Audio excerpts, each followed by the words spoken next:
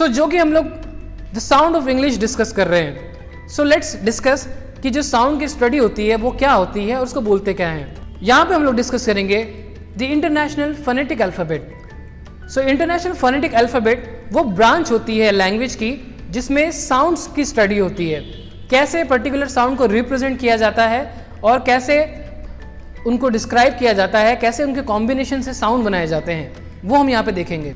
तो क्योंकि हम जब इंग्लिश के साउंड डिस्कस कर रहे हैं तो मैं आपको बता दूं कि इंग्लिश में टोटल 44 साउंड्स होते हैं और अभी हमने देखा कि इंग्लिश अल्फ़ाबेट में कितने लेटर्स होते हैं, 26 लेटर्स आर देयर।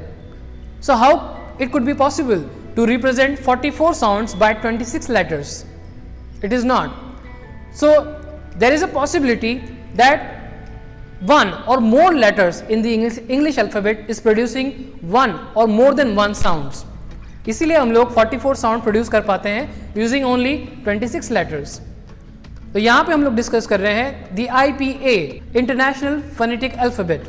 तो सबसे पहले डिस्कस करते हैं वॉल साउंड्स के बारे में। वॉल साउंड्स जिसको हिंदी में स्वर भी कहा जाता है, ये ऐसे साउंड होते हैं जो बहुत ही ईजिली प्रोड्यूस किए जा सकते हैं। For example A, E, I, O, U। In sounds को प्रोड्यूस करने के लिए ना ही मैंने अपने लिप्स का यूज़ किया और ना ही मैंने अपनी टंग का यूज़ किया, ना ही मैंने एक्सेल किया और ना ही मैंने इनहेल किया। तो ये जो 5 साउंड्स थे ये मैंने बहुत ही ईजिली प्रोड्यूस कर दिए। इसीलिए हर स्पेलिंग में आपको जो है वॉल साउंड मिल जाएंगे और इसमें भी सबसे ज़्यादा जो यूज़ होने वाला लेटर है इंग्लिश स्पेलिंग में वो है लेटर E। और लेटर E यूज होता है टू प्रोड्यूस साउंड्स लाइक ए, ई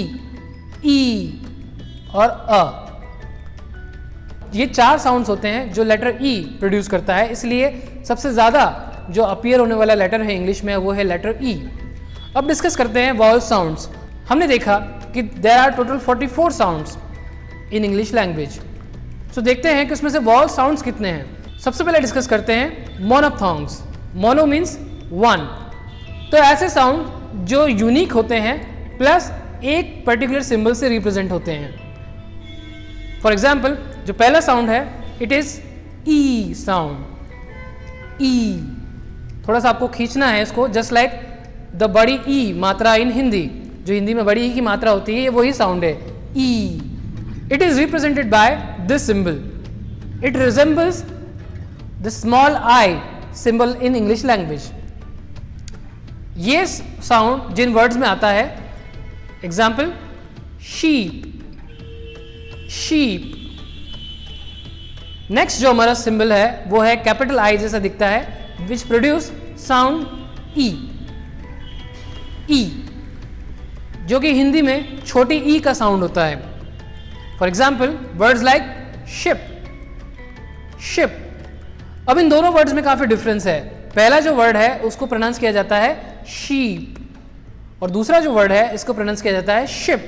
सो अगर मैं कहूं कि आज मैंने अपने शहर में एक शिप देखी तो सामने वाले के दिमाग में जो चीज आएगी वो होगी एक बड़ा जहाज, क्योंकि शिप का मतलब होता है एक बड़ा जहाज। पर ये जो शहर है यहाँ पे कहीं भी समुद्र या कोई भी नदी नहीं है, तो यहाँ पे शिप का आना पॉसिबल नहीं है। So what I meant to say was that I saw a sheep today.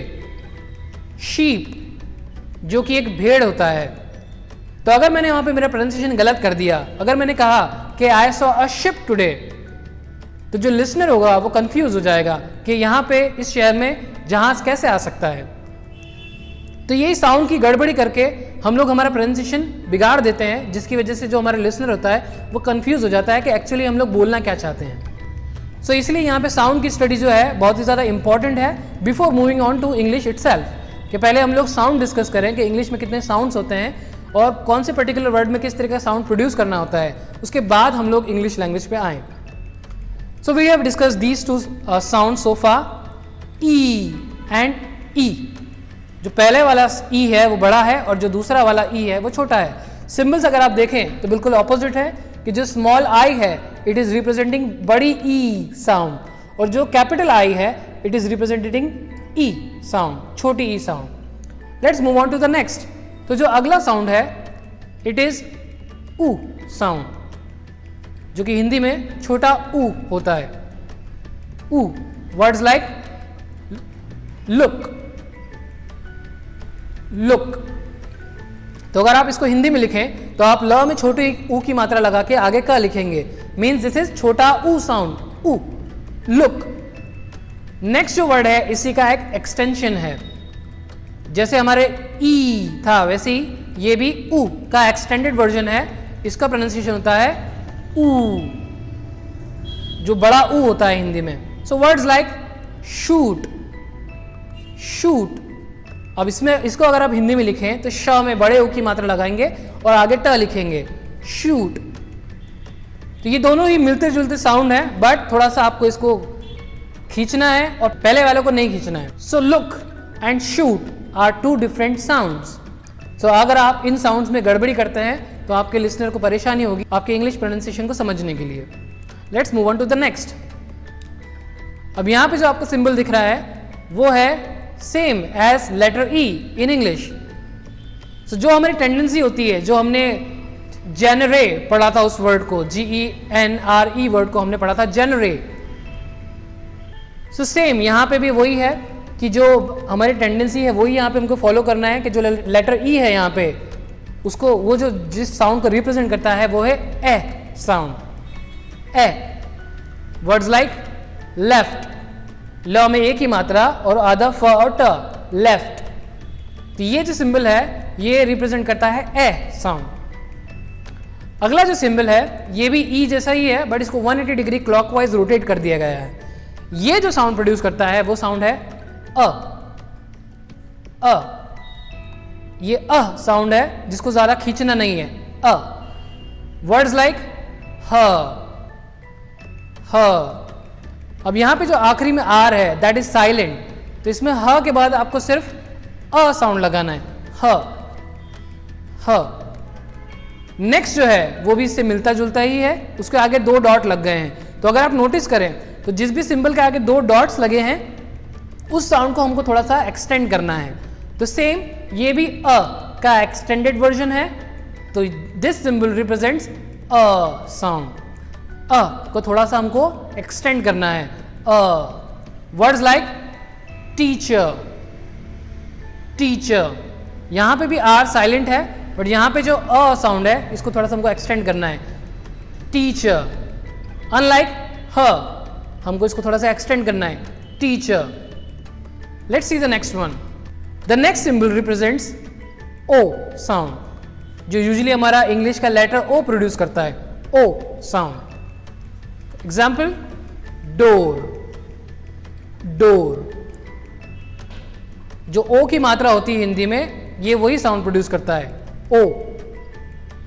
Example words door. Let's move on to the next.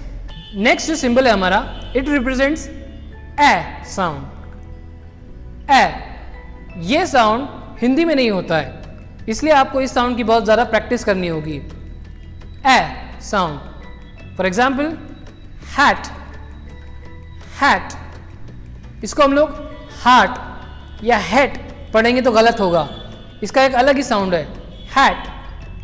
तो इसकी आपको बहुत ज़्यादा प्रैक्टिस करनी होगी, हैट। इसमें आपको आपका मुंह थोड़ा खोलना होगा और ए साउंड प्रोड्यूस करना होगा, hat, not head, not heart, it's hat. तो ये जो साउंड है ये हिंदी लैंग्वेज में एग्जिस्ट नहीं करता है, इसलिए आपको बहुत ज़्यादा इस वर्ड की प्रैक्टिस करनी होगी। नेक्स्ट जो साउंड है हमारा it is a sound, a.